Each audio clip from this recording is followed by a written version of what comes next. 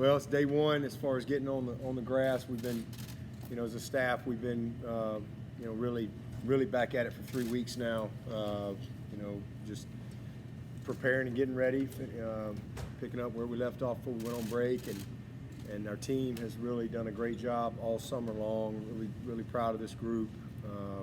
It's been a fun summer, but last kind of had about 5 days with the staff the past couple weeks as far as just kind of some program type things, and then the last 2 days with our team, no football, just program stuff. It's been really good. There's a great buzz to this group. There's a lot of energy. Everybody's always excited this time of year. This team's certainly excited to get going,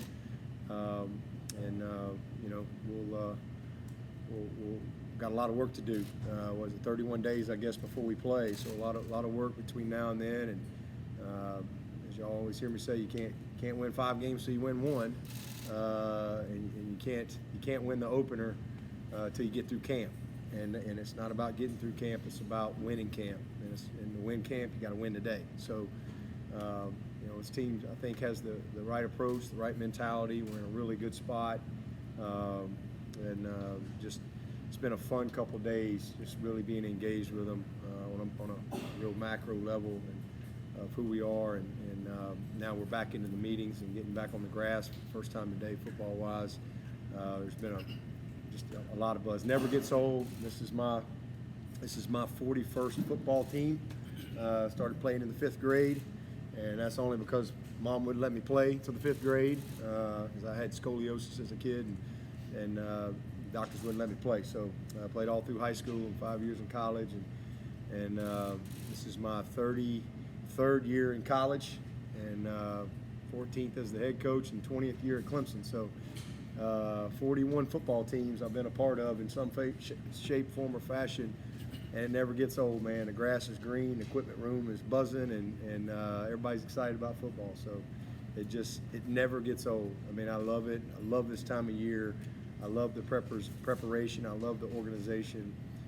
I just like being with the guys. I like, building that team. And this team is way ahead. I can tell you that. They're way ahead in some of the intangibles that it takes to win at the highest level. We got all the measurables to be a good team, but it's the immeasurables, the intangibles that usually separate the good ones from the great ones. So I like where this group is from the start, and everybody's fired up, but we just got to take it one day at a time. And I know everybody heard about Lannden, and obviously it just really heart breaks for him, and just he had a great spring. Obviously didn't go through spring from a physical standpoint, but did everything and looked great. Had a little bit of a setback, and honestly just mentally and physically didn't feel like he could do it. He was going to graduate in December, and so those are tough days and tough parts of the job, and tough part of the game. But man, we love Lannden and his family, and he's still a part of what we're doing. He just won't be able to run out there and play the game the way he wants to play it. So, but team's ready to go, and we're gonna hit the field here in a little bit, and hopefully y'all will enjoy getting a first glance at the 22 team here. So with that, we'll take whatever questions you got. Coach, I guess you still feel pretty good about your depth at the safety position. Oh yeah. We got a great group. That's one of those blessings of this team. I think we've got depth at every position. As I've said, the only real question I have is punter. And we got guys, but who's going to be the guy? So we're going to find out. As we go through camp, I'm excited to see that. But we've got excellent depth at every position. We really do, and we've got experience. We've got experience and talent. So I love the makeup of this team. It's not always the case that you have that. Some years you're young on one side, really experienced on another side, or some years you maybe it's one position that's really young. But like in 18 when we won it, we were obviously really young at quarterback. Trevor's a true freshman and Chase is a redshirt freshman. after the fourth game, that's kind of where we were the rest of the year. So some years you get more lucky than others, but this team has really, really good depth. I think at every position. So it's a big loss because he's another great experienced player, but we've got options. Obviously, the guys that are there, we love the guys we brought in, and then you got some guys that can cross train if we needed them to, position wise. Yeah, well, it seems like Nate Wiggins is a guy that's made a big jump. What did you see from him this spring and hear about him this summer? Just more buy-in, more maturity. Very, very immature guy last year from a football, loves to play, incredibly talented and very competitive, but just a young guy maturing and really buying in to what it takes, because it takes what it takes. There's no shortcut to it, and I think that's the biggest thing I saw was him really buying into what it takes to not just be good, but be great. He's got the ability to be great. Nate the Great, he can do it. But he's his only limitation. I'm really proud of that kid, man. I really am. He's got a great mama, and I'm really glad that we have him. I mean, he's been a lot of fun to coach. To me, a guy like Nate is one of those things that's why you coach, because he just needed a little, just needed the right, squeeze, if you will. And in our culture here, it's gonna pull you one way or another, and it's gonna squeeze you up or out, one of the two. And man, he's allowed it to really squeeze him up, and he's had a great spring, a great summer, and he's just really bought into what it takes at Clemson, and what it takes for him, I think, to reach his potential. So he's going to be a heck of a player. How is Cade through spring? He needs to be ready to play early in the season. Do you feel like he'll be in that position? Absolutely, yeah. That's why we put him second the day he got here. We didn't want to waste a rep. We didn't want to waste a minute. He needed all that work. Obviously mentally we've come a long way since January, and I think he was 79 pounds or something like that when he got here. Now he's 197. So physically he had a lot of work to do, and he's done it. So he's in a great spot, and I don't think there's any question he'd be ready. You spoke about buying in. What about Trenton Simpson showing up at 240 pounds? How's that going to benefit him moving forward and the expectations he has? Yeah, he's a freak, man. I mean, it's not the weight; it's the composition of the weight. That's what it comes down to. And I mean, he is big, strong, fast, and lean, and smart. And he's been a great player, a dynamic player his first 2 years here. You got to remember he was a lot of running back, as well.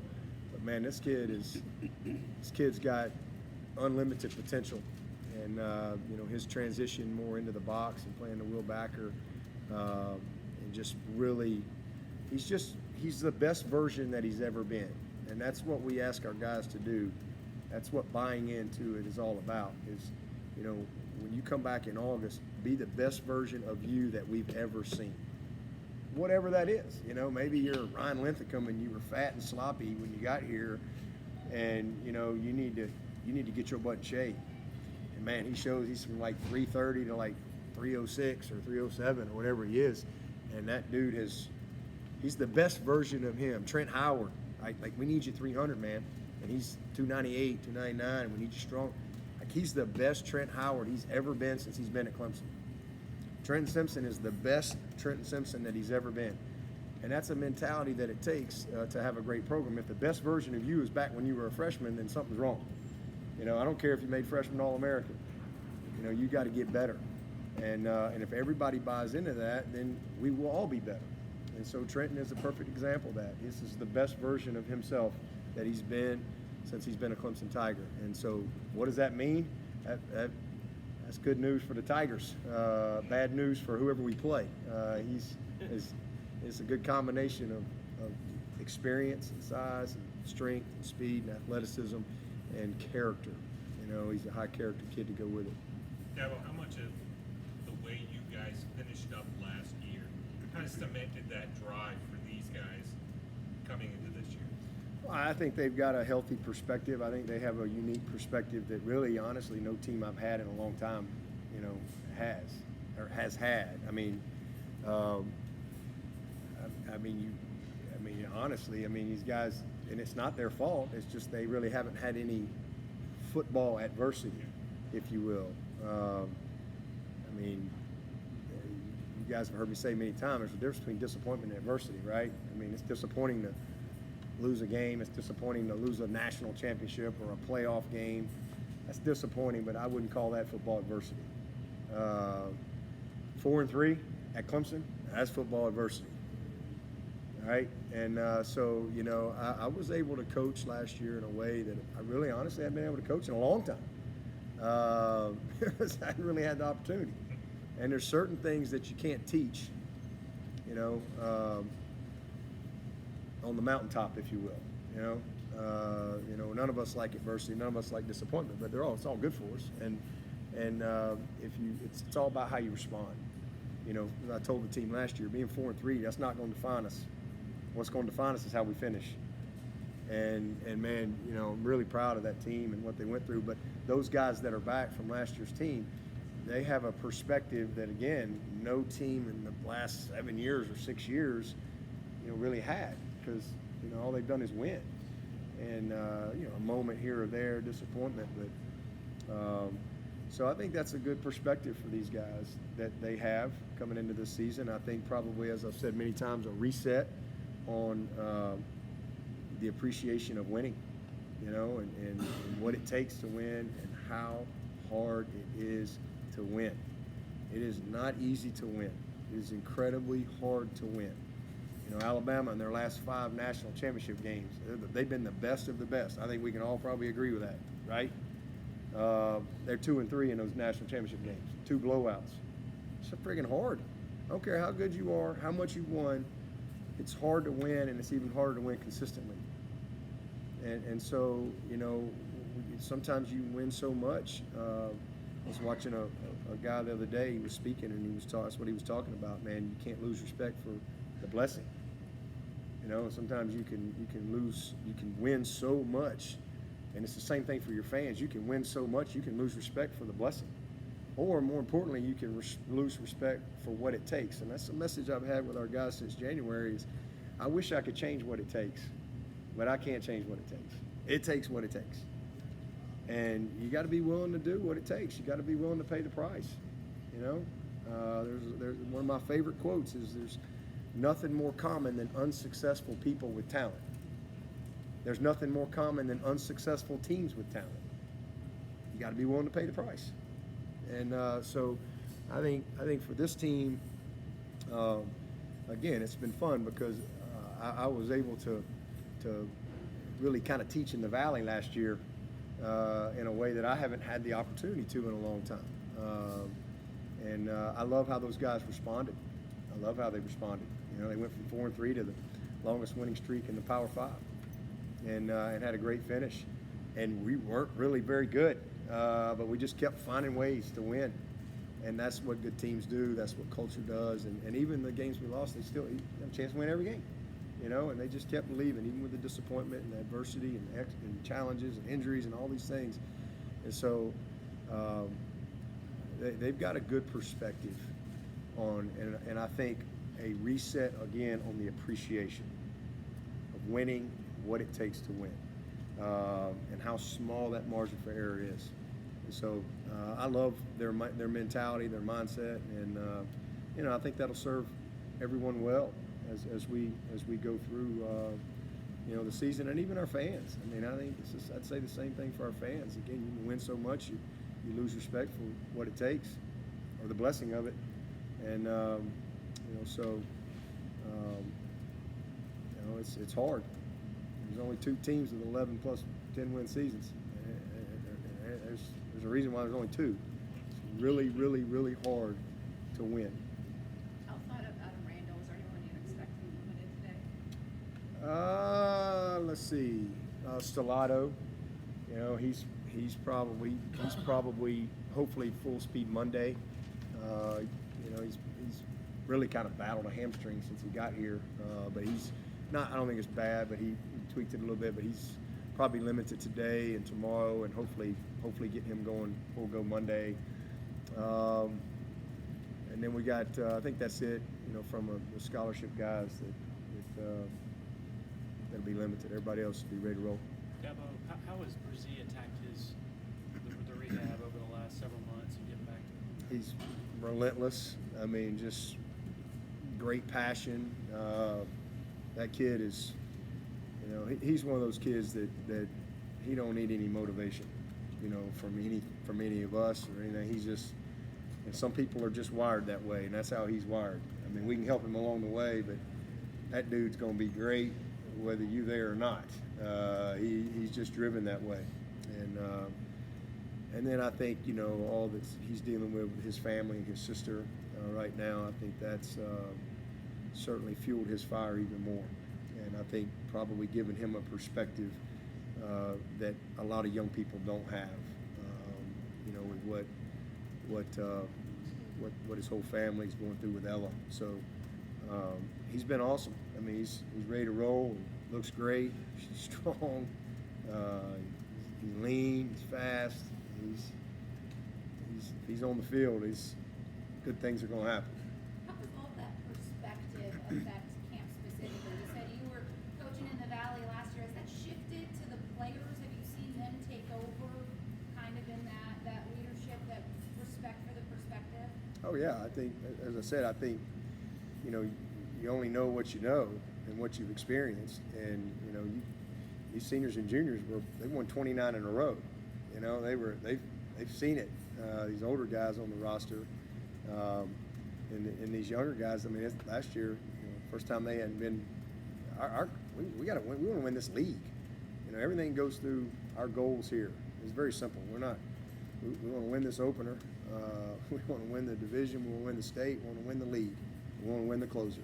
And as many of those goals as we can hit, good things are going to happen. And you know, that's really only the disappointment for me last year is we didn't hit enough of those goals. That's it. You know, because those are our goals, and we just want to achieve. You know, it's our focus. And we didn't, from a season standpoint. I love my team. I'm proud of them. I measure the teams based on their commitment and all those things, and they were awesome. But we didn't achieve enough of those goals that we set out to achieve. So, absolutely, I think you learn through your experience. There's no greater teacher than experience. And we got a lot of experienced guys on this team that have, you know, experience at both levels. And when you only have experience with one perspective, it's really hard maybe sometimes to understand.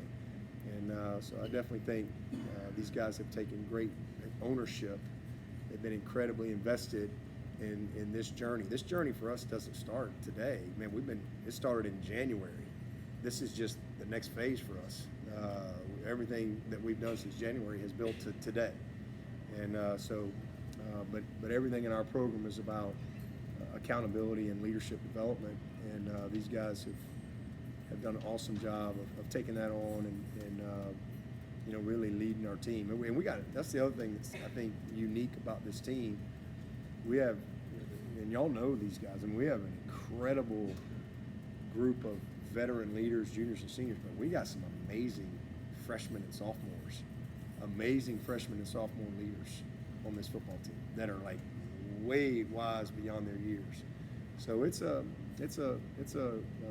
it was kind of fun because I always let our seniors, as we build our leadership group, I let them pick some juniors and some sophomores to kind of be a part of that. And you know, there's a lot of guys they wanted in there, you know, which is great. But because that just goes to show you what they think about their teammates and how they see them. So this has definitely been a team that's had great leadership since January and a good perspective. Can you describe the progression you've seen out of Will Taylor this offseason, and how do you see his role evolving this season? Baller. He's a baller. I mean, he's Will Taylor. You know, shows up, hadn't played baseball. Next thing you know, bam, he hit close to 300 or so.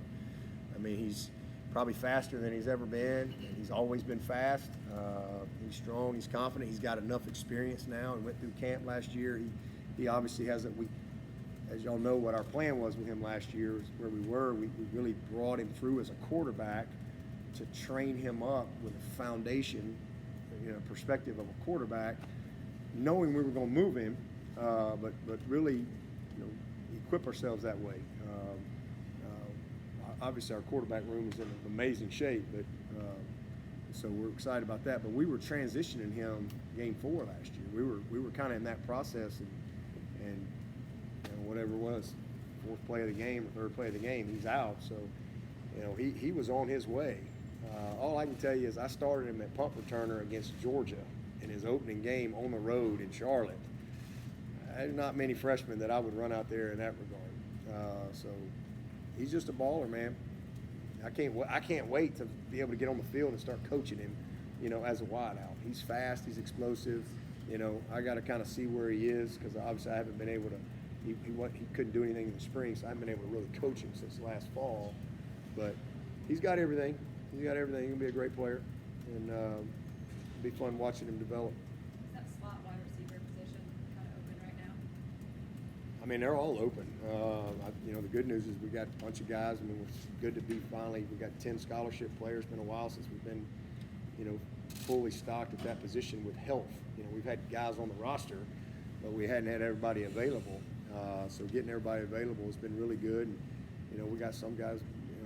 Most of those 2 and what we call the 2 and 5. Those guys are interchangeable and can cross train, and they got to cross train. And then we got our boundary guys. And you got some guys that can play everywhere. Bo Collins can play anywhere. I mean, he can play in the boundary, he can play in the slot, he can play 2-man, he can play anywhere. I think Spector is the same. Will Taylor is a slot and a 2-man. Antonio is a guy I'm excited to get on the field with. He certainly can play the 2 and the 5. And those guys, like I said, they got to be interchangeable. So I think we got a lot of options, man. EJ, he's as talented a kid as we've had through here. Y'all saw him as a freshman, and then last year he hardly even played. He's hurt, 2 surgeries, missed all spring. I'm excited to get him back. Ngata, the whole group. We just have a really good group of guys. It's as deep as we've been in a long time at receiver, and a really talented group. They got a lot to go achieve, but they'll do it. You mentioned your court. Maturity, commitment, focus, health. He's really been unbelievable. I don't even know how else to say it. He's been amazing. He's had awesome. He's one of the best. He's become one of the best leaders on the team. One of the most respected guys. This guy has grinded all spring.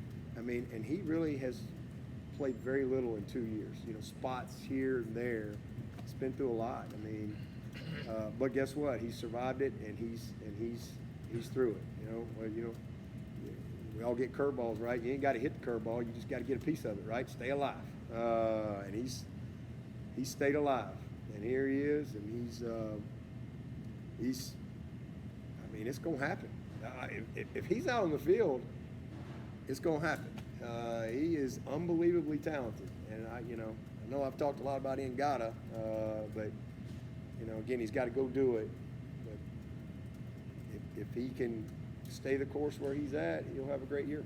Yeah, but what does it feel like to look at your fellow coaches in the ACC and realize that you're kind of the old man in terms of tenure now? Yeah. I am the oldest. I'm not the oldest coach, but I'm the most tenured. Well, that just shows you you better save your money if you get a coaching job. This is a very volatile business, right? And this is I remember walking in my first ACC meeting in May of '09, coaches meeting. And I was just telling Frank Beamer this the other day because he was the only one that would talk to me. I was scared to death. You walk in that meeting, it's Tom O'Brien, it's Friedgen, it's a bunch of crusty dudes that I didn't know, and I'm scared to death of these guys. I'm like, man, I I'm all right. Friedgen, I'm sitting over here. He just had this persona. Tom O'Brien, I thought he was like a drill sergeant, and I'm like, all right, I'm not sitting by him. Bobby Bowden had the USA Today asleep over in the corner. I'm not sitting by Bobby Bowden. Paul Johnson, well, he just beat me as an interim, and I'm not sitting by Paul. David Cutcliffe I knew, and I really liked David, and he was kind of the new guy too, me and him coming in, and I'd known him for a long time. But man, Frank Beamer, just the nicest guy in the world. And I love Jim Grove. Those guys were great. I think it was Randy Shannon was at Miami. He was a super nice guy, but I just remember walking in that room going like, okay, this is happening. I'm in here. And I literally, Coach Bowden he just slept. And then every now and then he'd wake up and he'd be like, yep, you boys might want to do that. Y'all gonna be around here longer than me, but y'all might want to vote on that. And he'd just kind of go back, I think he's been in one of those meetings or two, but Beamer's just was so nice. But I remember sitting there and like, wow, these coaches, they've been there forever. They're so successful. And in 13 years, it's turned over, so, I mean, I guess whoever took the over on me won. There's a lot of people that lost on the under, that's for sure. Are you extra friendly in those meetings now? Am I what? Are you extra friendly in those meetings now? You think of the new guys? I like all those new guys. I am. I go out of my way. I try to welcome all those guys because I know what it's like to walk in that room and that setting with your peers like that. Coach, you had some bigger offensive linemen for this way, and for the first time in a long time, since some bigger dudes walking parts. Massive. Were you happy with all of those guys? Do you think 360 is right where you want to be? Yeah, absolutely, man. I mean, these dudes are strong. These dudes are strong and big. I mean, look at Putnam, Parks, as you said. It's a process. Again, Walker Parks was a great player when he got here, but this is the best version of Walker Parks we've ever seen. This is the best J Mac we've ever seen, and that's what you want. That's what these guys are committed to. And Dietrich Pennington probably would have been a starter for us last year. I mean, now some of y'all 360 probably ain't very good, all right? But again, it's not the weight, it's the composition of the weight. This dude is lean 360. One of the strongest guys, most powerful guys we've had come through. How about Blake Miller, Colin Sadler? These guys are, 320 or whatever, true freshmen, strong. But biggest thing is we've just got everybody healthy and we got them through the knot hole. I'm so proud of Linthicum. Linthicum and Tristan Lee didn't have a senior year in high school, COVID. And then they, there's a difference between working out and training, all right? And they get here and they're way behind and it took them a year, but man, they put the work in and we're just in a different spot. That redshirt sophomore group, Mitchell and Tucker and John Williams and Trent, now Marcus Tate as a sophomore. I mean, they're just all the best they've been. I couldn't be more pleased with every single one of those guys in that offensive line. There's not one guy that I'm disappointed in. They all put in the work and done what they need to do, but this is probably as big as we've probably ever been, and as strong as we've been across the board. So we got a good group. We finally have the depth that we need, and I think a lot of guys that will be, ready to play. So we got to figure out who's running out there first, who's 7, 8, 9, 10, and go from there. But the good news is I think we got everything we need right here. What about John Williams? Looks great. He's worked his butt off. He's got his body in a great spot. He's strong. He's the best we've ever seen him. You think about him, he missed his whole first year, and then he gets hurt again last year. But he's persevered. He's hung in there, and he's ready to go. He was able to go through spring. He's a versatile kid. He brings some versatility to the position. He can do multiple things. We've got several of those guys that I think could cross-train, which is great because you want to get your best 5 out there. And, I really love, where we are. And again, it starts with J Mac and Putnam and Parks, man. Those guys are great leaders and unbelievably committed and passionate about, having a great year. Where's Jeadyn Lukus, and how could he contribute to you for that? Well, I mean, he's he's ready to roll. He's a dynamic player and was off to a great start in spring, and obviously he got hurt, but he's out there ready to go full speed, and he's got to play. He's got to help us, and we think he will. I mean, he's very, very talented, and we'll see how he does through camp. He hasn't been through a camp yet, but we've seen enough out of him since January to know he can help this team. What's your thoughts on the running back room, and how much will you guys lean on them, especially given that depth that you just talked about in the O-line? Well, I mean, everything always starts with the run game for us. It always has, and some years better than others, but we've always, feel like everything comes through being able to run the football and, win the line of scrimmage. You don't win as much as we have won without being able to run the ball effectively. And so, we got 3 great backs. I think we got 3 starters at running back. I think we got several positions like that. I think we probably got 4 starters at receiver. I think we got 4 defensive ends that are starters. We got 3 D tackles that are starters. I think we got 5 linebackers that I would call a starter.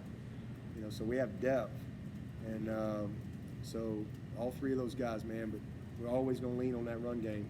That's always where. And then we want to be an offense that can, how they going to play us. And we've had some years where people are, playing against the pass and we weren't quite good enough to run the ball.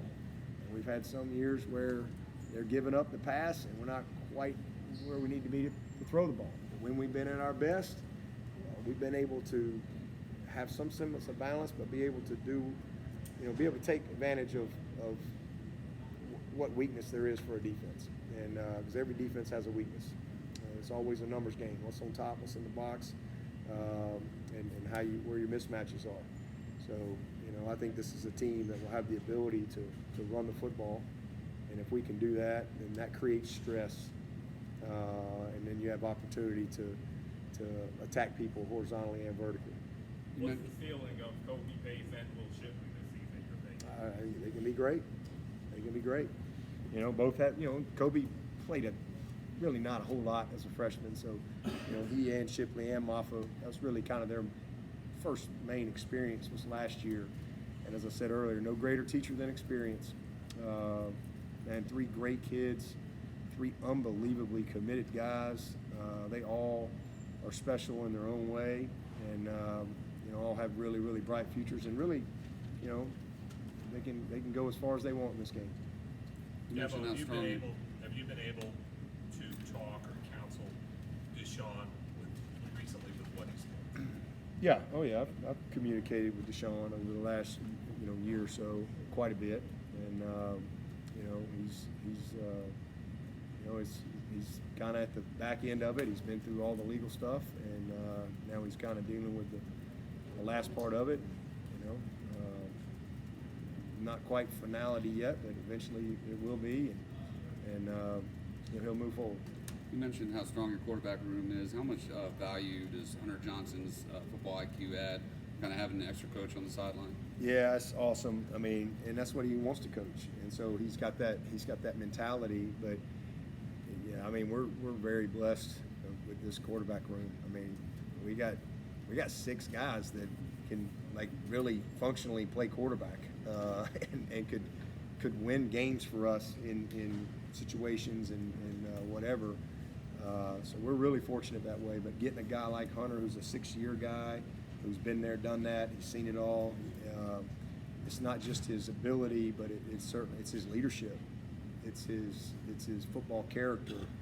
I think it's his understanding of where DJ is, where Cade is, and being able to bring that little bit of a player coach mentality into that room, and be ready at the same time, because he's going to go out there and compete. He's going to be ready. So it's awesome, having Hunter back, and it's been fun to just see him in the meeting. Every now and then I do a double take, and I'm like, I think that's Hunter Johnson. It's been fun to have him back in the meetings and watch him engage with the guys. I think he's really enjoyed it. Coach, you talk so much about experience, but what about the freshmen that didn't experience last season and the new guys? How do you kind of get everybody on the same page? Yeah, so that's kind of what the last 2 days were about, and really not the last 2 days, but really, you had some guys come in the spring, and then a lot of guys. You got your summer enrollees, signees, and some walk-on guys. So we have a kind of a process that we go through as far as starting over and installing the program and the fundamentals and the core values of who we are and the way we do things and why, to really get everybody on the same page and to create that ownership and that buy-in. So that's something we work on throughout the summer, and in these last couple days, really intense into that. Dabo, were there any guys weight-wise that you weren't pleased with? Were there guys Weight-wise? Yeah, that still need some work? No, there's definitely, there's some of the young guys that are, just getting here and getting going, work in progress. But the guys that we needed to be, certain that we're really, really counting on, they're all right where they need to be, and progressing. So I wasn't disappointed with anybody. How about DJ? He's amazing. He's 255 pounds. He's 21 pounds down. And I told him if he'd take that necklace off, he'd have lost another pound. He cheated a pound. I'm really proud of him, man. Really proud of him. But all of them, they're just outstanding. Again, they're all at different parts of their overall development and their journey. But just where we need each guy to be, in the progress where they've made from where they were. Are they better than they were? Are they worse? And our whole football team showed up better than where they were in the spring. And that's a good sign. It's a good sign. Biggest thing you want to see from the team today when they get out there? Just good practice habits. We've spent a lot of time, today just coming out of the meeting and literally it's all about these little things, man. And because the details is what lead to the big things. And just having good practice habits. Got to learn. As you go through camp, you got to learn how to practice the right way. And we're all we got. Everybody watched the Hall of Fame game last night, right? And we don't get to play anybody. We don't get to bring somebody in and practice against them. We're the only level of football that doesn't get to do that. I still don't understand that, but so we're all we got. So you have to learn how to practice, and then there's certain habits within practice that if you don't practice that way, you don't just flip a switch and have it show up on game day. It doesn't work that way. So that's the biggest thing. I want to see the maturity in how we handle ourselves on the practice field today, and I think we'll see that. Dabo, you mentioned LB Bresee earlier. I think she was honored at the ladies' clinic. You said that all of us face Goliath, but David. Yeah. How well have you got to know her, and is she kind of an inspiration for Brian, but then also for others? Oh man, Ella is an inspiration for our whole locker room. Everybody loves Brian, and everybody loves his family. He's got a beautiful family, just beautiful sisters, awesome mom and dad. Just great people, and so you get to know people in the recruiting process. And little Ella, she was a young middle schooler when I met her, and so now she's 15, and she's in a tough battle, and she's an inspiration. Being with her at the ladies' clinic and seeing just her spirit, and her joy in the moment, and it was inspiring. And she's definitely someone that I pray for every day, and their family. And I know our team, really is praying for her as well. So just keeping our arms around Brian and lifting him up as he navigates what he's trying to do on a daily basis, but also be there and support his sister. Payton Page has a lot of guys in front of him. What kind of opportunity do you think he has, just given all the experience around him and above? Just go compete. They're gonna all play. This is a team that's built a lot like our 14 team. You were around here in 14, so you remember DJ and Grady and I was at the Falcons the other day, and I was just talking to Grady about this. But DJ and Grady and Carlos and Deshaun Williams, all them guys are still playing, right? And Josh Watson, and I think there was one more in there. This is a group that I missed one. Tavares. He was an end. The end was the same way. You had Tavares and Corey Crawford and Kevin Dodd and Shaq and Vic. I mean, it's a pretty good group. So our 18 group had the star power on the front line, but we were really young behind them. You know, our backups were a young Logan Rudolph, a freshman Xavier Thomas. You know, we got, you know, we stayed healthy. We had Albert. He was our most veteran guy. But this group's very deep. So these guys are all going to have opportunity to play. And you know, our strength will be in numbers.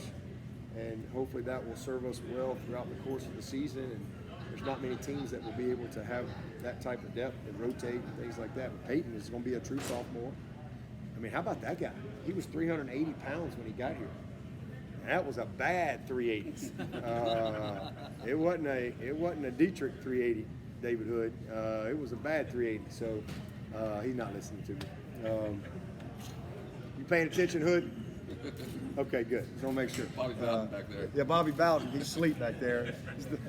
But you know, look what was he? I mean, he's 380 when this kid shows up midterm, and he's same thing. Didn't have a senior year, and now what was he like? 315, 317. I mean, incredible. I mean, just he's a different person. And he did some stuff last year. He made some glances, some flashes, and did some things. But he's one of those guys that can do it all, man. And so there's room for all them guys. I promise you, if they deserve to play, Nick gonna get them in there. He had a great spring, so if he'll build on that, he'll be fine. Yeah, but the NCAA recently recommended doing away with the one-time transfer rule of letting players transfer as often as they want to. Here's just what your reaction is to that. Do you think that would further complicate trying to manage your roster? Well, I don't think there's any question about that. If you were the head coach and everybody could leave at any time, would that be complicated for you? Okay, well, there you go. I mean, but I don't think they passed that, did they? Yeah, but I mean, it is what it is. We have we don't have much structure in college football right now, you know. So that's why you better be inside out and you just focus on where your feet are and be great today. And that's my focus is, because I don't have any control over any of that stuff, so I ain't worried about it. I just focus on our guys and Clemson and getting ready for Georgia Tech. Yeah, but Thomas also was saying that there's maybe more negative recruiting against Clemson now than there used to be. Just as a program, how do y'all kind of handle that? Do you try to handle that, or you just Well, I think we're recruiting pretty good, so they ain't negative enough, I don't guess. Again, it's one of those things you don't control. I mean, you just be who you are. Just be who you are. Focus on being who we are and be transparent. You know, I think we're doing all right in recruiting. Doing all right. Dabo, when you look at middle linebacker with Trotter and Bentley and McGuire, do you want one of those guys to emerge to be the guy, or do you play? They all the guy. They all can play. Man, Levante Bentley, that's a redshirt junior. That's a bad dude right there. He is a grown man. Trotter, McGuire, Simpson, who the heck am I forgetting? Forgetting one of them. Barrett's kind of, you know, a hybrid guy, but you know, Trotter and McGuire and Bentley and Trenton Simpson, man, you can just pull them up in the air. You know, all them guys can play. So I think all of them are going to play. That's why we didn't even put a depth chart out, because I don't know who's going to run out there first. We'll see. Got a long way to go, but I do know this: if all them guys are healthy, they're going to play. I don't see them standing on the sideline. Be WWE tag team. You know, all right, I got you. I'm in. I'm out. So that's what you want, man. You know, and they're very. That's the other thing I like about this team. I said this to y'all in the spring. They're a very self-aware group. You know, they've got a lot of selflessness and self-awareness, and those are two of those unique intangibles that you don't always have. These guys love each other, and that whole group right there, man. They'll all play. I just hope they keep getting better. You know, but the competition there, that makes everybody better, for sure. How far do you think Kevin Swint came last spring playing the den? He came a long way last year. I mean, he really did. I mean, by the end of last year, I mean, we really were confident in him. You know, very dependable player, and then he just kind of took it to another level this spring. So, you know, he's got them 4 dudes in front of him, but this time next year, all them guys are gone.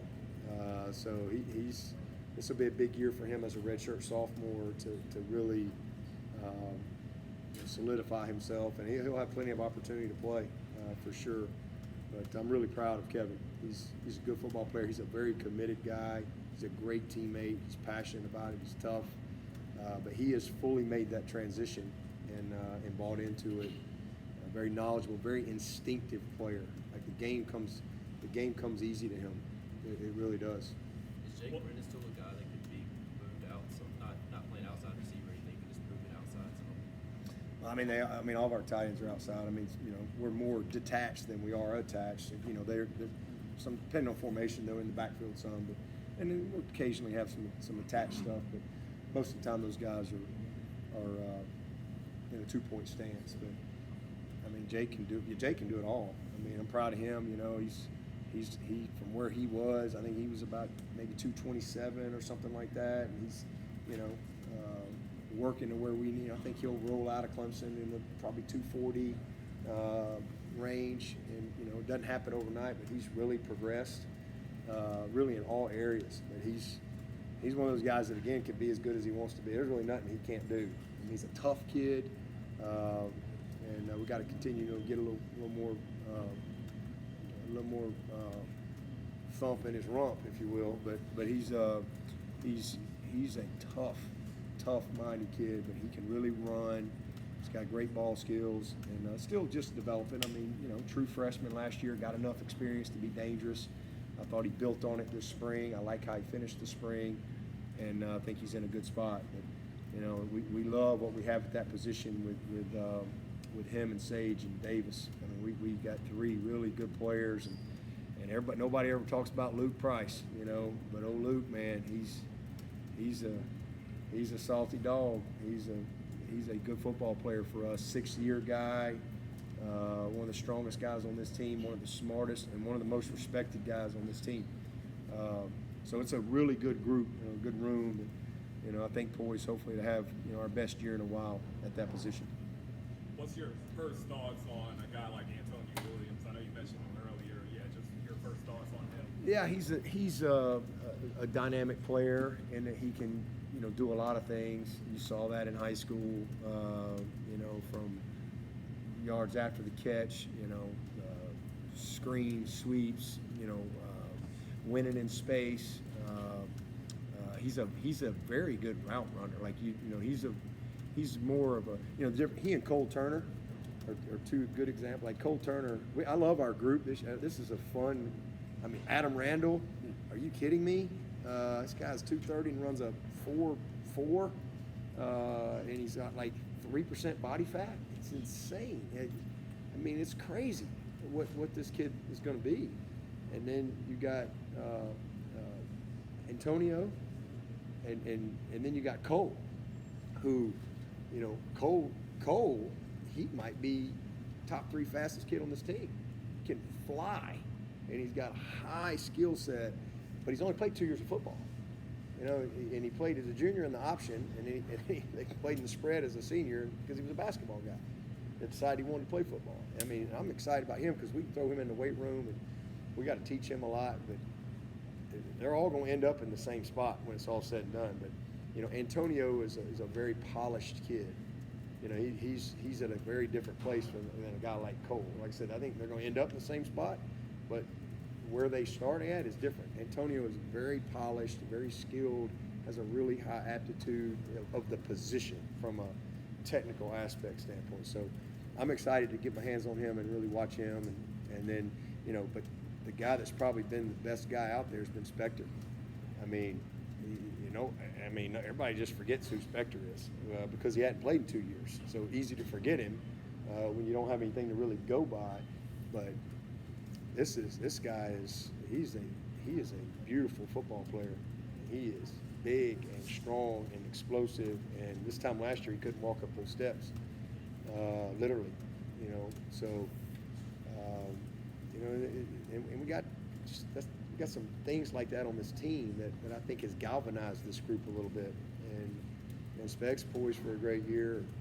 But that little Antonio, man, I'm excited to see him and Will Taylor. And you know, Stellato, he had a heck of a spring. I loved how he finished. You know, so you know, hopefully we'll get him back sooner than later. I wish he could go today. Anybody else? Yeah, one more. How would you describe your approach to recruiting in this class, especially with the success you've had building that 23 group? How would you describe that approach for you? No different than it's been since I've been here, you know. Just looking for kids that and families that value what we offer, you know. And same philosophy that we've always had, no different. And we're right where we've always been. You know, probably by September 1, we'll be, you know, percentage-wise where we've always been as far as completion of the class. So we really haven't done anything. We just kept the main thing, and you know, just continued to. You know, we don't offer a lot of guys. I think we're fourth fewest offers in the country. You know, so we don't try to be all things to all people. We believe in who we are and how we do things, and so really just I think the more chaotic it's gotten, the better it's been for us. You know, in a recruiting standpoint. So excited about where we are.